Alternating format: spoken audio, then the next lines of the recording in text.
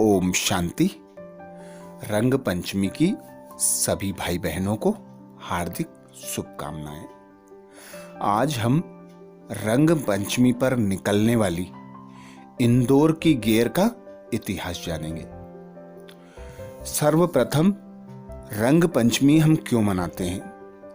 रंग पंचमी मनाने के पीछे यह परंपरा चली आ रही है कि देवी देवताओं के साथ रंग गुलाल खेला जाता था, और इसका दूसरा कारण यह भी है कि रंग गुलाल को हवा में उड़ाने से तामसिक रजोगुणी तत्व समाप्त हो जाते हैं। तो ऐसा दिन रंग पंचमी जो होली के बाद मनाया जाता है, होली पर हम देखते हैं होली जलाते हैं। होली जलाना इस बात की यादगार है कि हम अपनी बुराइयों को, अपनी खराबियों को, अपनी कमजोरियों को जला देते हैं और आपस में होली का त्योहार मनाते हैं।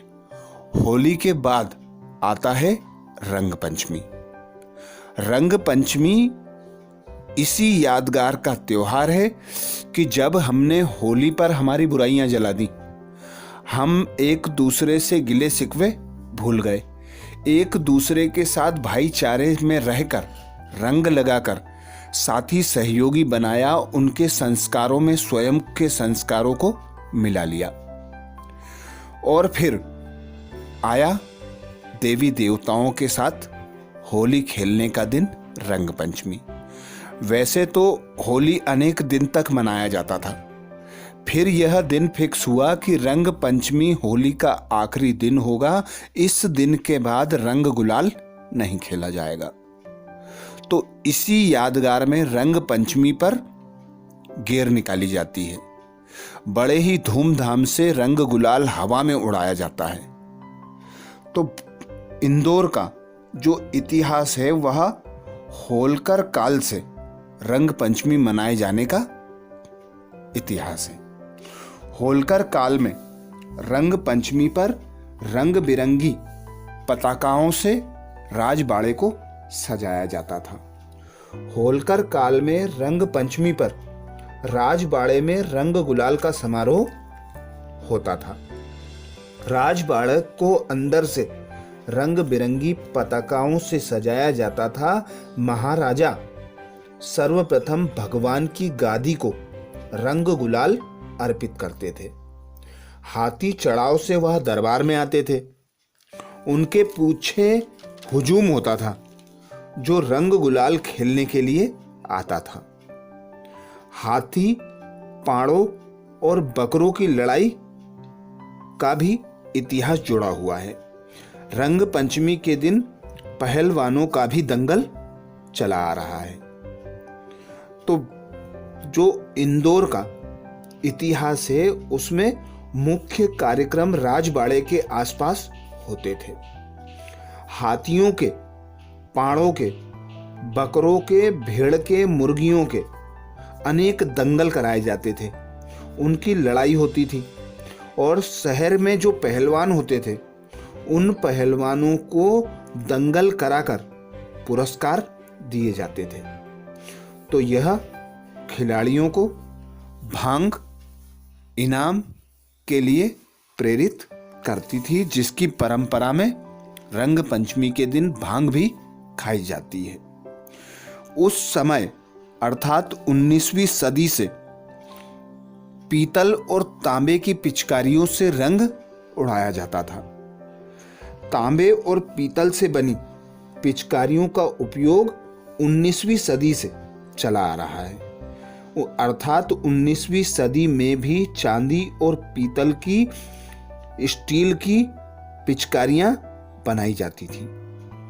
बाद में धीरे धीरे पीतल व अन्य धातु के बजाय स्टील की और प्लास्टिक की पिचकारियां चलन में आ गईं।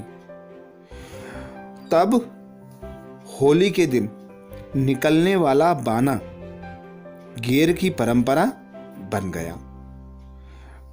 पुराने समय में होली के दिन मल्हारगंज से बाना निकलता था। इसमें दूल्हा टाट का सूट पहनकर घोड़े पर सवार होता था, दुल्हन बैलगाड़ी में आती थी।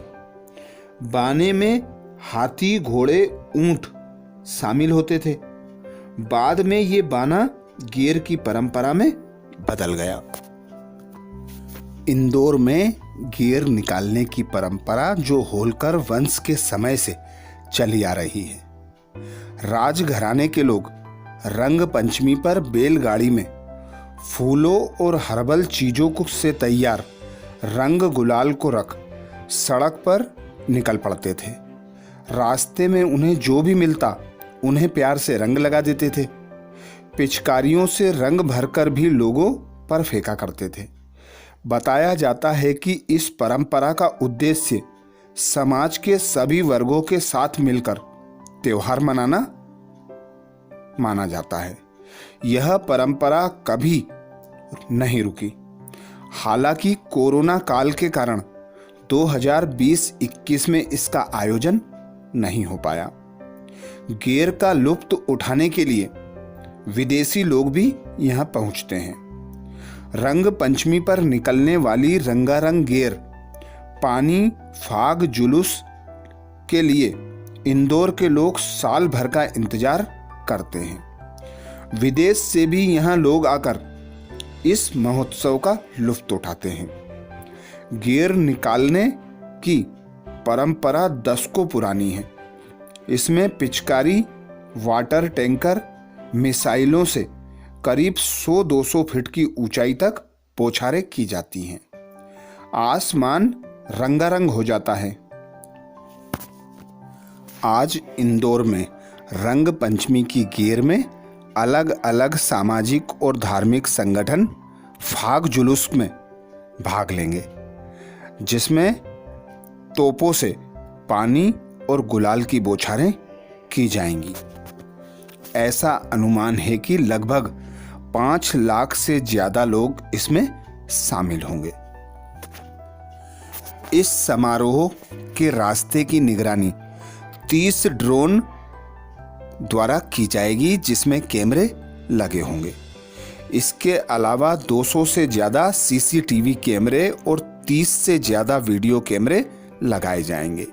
प्रशासन की तरफ से 3000 से ज्यादा पुलिस के जवान भी व्यवस्थापक बनकर अपनी भूमिका अदा करेंगे।